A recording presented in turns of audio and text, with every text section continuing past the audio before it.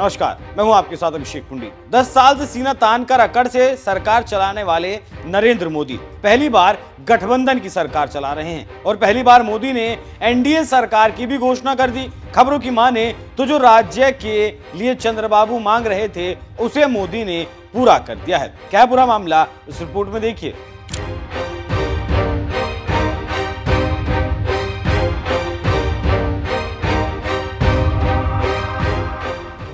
लोकसभा में बहुमत क्या कम हुआ, मोदी की सारी हेकड़ी निकल गई और अब गठबंधन सरकार चलाने के सारे गुण मोदी में दिखाई देने लगे, क्योंकि हाल ही में चंद्रबाबू नायडू दिल्ली दौरे पर थे। नायडू ने अपनी मांगों की लिस्ट के साथ वित्त मंत्री निर्मला सीतारमण से मुलाकात भी की, जिसके बाद मीडिया में खबर चलने लगी कि नायडू ने अपनी महत्वाकांक्षी योजनाओं को पूरा करने के लिए 1 लाख करोड़ रुपए के आर्थिक पैकेज की मांग की और कहा कि अगर नहीं मिला तो कुछ अलग सोचा जाएगा। उसी के बाद नरेंद्र मोदी रूस और ऑस्ट्रिया के दौरे पर चले गए। फिर वहां से आते ही नीति आयोग में अर्थशास्त्रियों से बैठक की। फिर सूत्रों से खबर मिली कि नायडू पहली शर्त जीत गए और मोदी ने अपनी लंगड़ी सरकार बना ली है। जी हां, खबरों की माने तो पिछले दिनों आंध्र प्रदेश के मुख्यमंत्री चंद्रबाबू नायडू जो दिल्ली आकर नरेंद्र मोदी से मुलाकात कर रहे थे, वो मुलाकात सफल रही। खबरों की माने तो चंद्रबाबू नायडू की बात नरेंद्र मोदी ने मान ली। केंद्र ने आंध्र प्रदेश में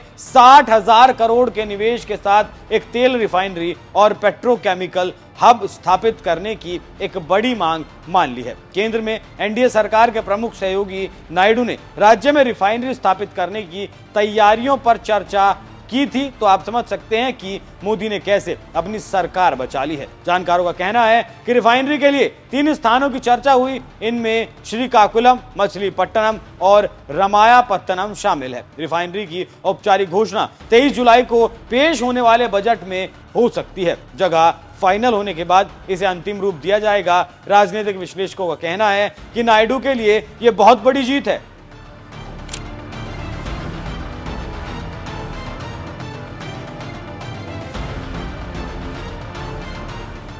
आपको जानकारी होगी कि चंद्रबाबू नायडू के 16 सांसद हैं, इससे उनकी स्थिति की बात आप समझ सकते हैं। इसके साथ ही साथ नायडू कह रहे हैं कि उनके मन में अपने राज्य का हित रिफाइनरी राज्य के विभाजन के समय का वादा था। चंद्रबाबू नायडू ने अपनी खुशी का इजहार करते हुए एक्स पर लिखा कि हमारे राज्य में महत्वपूर्ण पेट्रोकेमिकल क्षमता है। मैंने अधिकारियों के साथ एक मीटिंग की और पेट्रोकेमिकल हब को लेकर विस्तृत चर्चा हुई, तो आप समझ सकते हैं कि क्या हुआ और क्यों हुआ। आपको जानकारी होगी कि बीजेपी के बाद एनडीए में चंद्रबाबू नायडू की पार्टी दूसरी सबसे बड़ी पार्टी है। इसके साथ ही साथ नीतीश की पार्टी तीसरे नंबर पर आती है। इन 2 पार्टियों के साथ ही बीजेपी अपने कुछ छोटे सहयोगियों के साथ एनडीए का आंकड़ा 293 तक पहुंचाया है। बीजेपी को इस बार 543 में से 240 सीटें मिली और अकेले दम पर वो बहुमत से बहुत दूर रह गई।